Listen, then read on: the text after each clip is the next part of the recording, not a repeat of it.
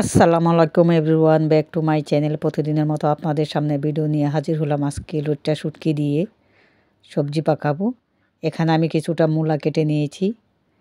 দেখুন মূলাগুলো কত সুন্দর হয়েছে, মাশাল্লাহ মাশাল্লাহ।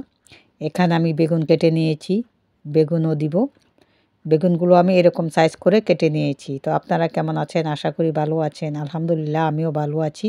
এখানে আমি সিম নিয়েছি, আলু নিয়েছি, সবগুলো একসাথে মিক্স করে আজকে শুটকি দিয়ে পাকাবো।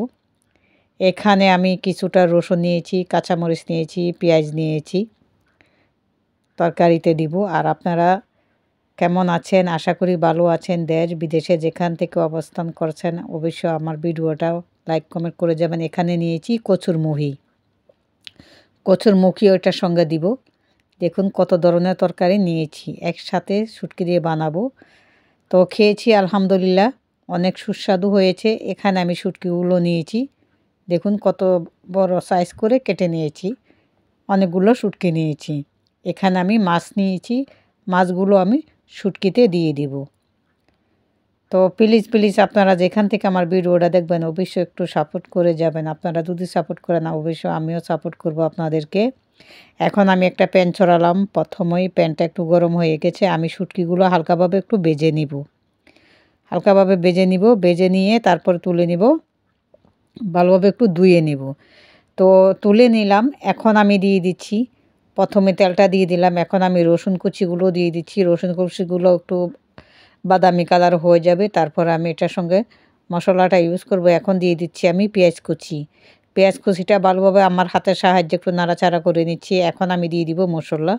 2 চামচ মরিচের গুঁড়ো দিয়ে দিয়েছি, 1.5 চামচ পরিমাণে হলুদ দিয়ে দিলাম, আর স্বাদ অনুযায়ী লবণটাও দিয়ে দিয়েছি। এখন দেখুন আমি দিয়ে দিলাম কাঁচামরিচটা দিয়ে দিলাম। এখন শুটকিগুলো ভালোভাবে ধুয়ে এনেছি। এখন আমি দিয়ে দিচ্ছি শুটকিগুলো দিয়ে ভালোভাবে একটু নাড়াচাড়া করে নিচ্ছি যেন ভালোভাবে কষিয়ে যায়। আর শুটকি তরকারি তো এতটা মশলা যায় না, হালকা মশলা যায়। এখন আমি দিয়ে দিচ্ছি মাছগুলো শুটকির সাথে ভালোভাবে আমি কষিয়ে নিয়ে তারপরে আমি সবজিটা এটার সাথে অ্যাড করব। তো আপনারা প্লিজ ভিডিওটা যেখান থেকে দেখবেন অবশ্যই লাইক কমেন্ট করে যাবেন। একটু করে আমি গরম পানি দিয়ে দিচ্ছি। মশলাটা অলরেডি কষানো হয়ে গেছে। এখন আমি সবজিগুলো উপর থেকে দিয়ে দিব। এখন এই দেখুন কত সুন্দর হয়ে গেছে। এখন আমি দিয়ে দিচ্ছি সবজিগুলো। প্রথমে দিয়ে দিলাম কচুরমুখী, এখন দিয়ে দিচ্ছি মূলোটা দিয়ে দিলাম, আলু দিয়ে দিয়েছি।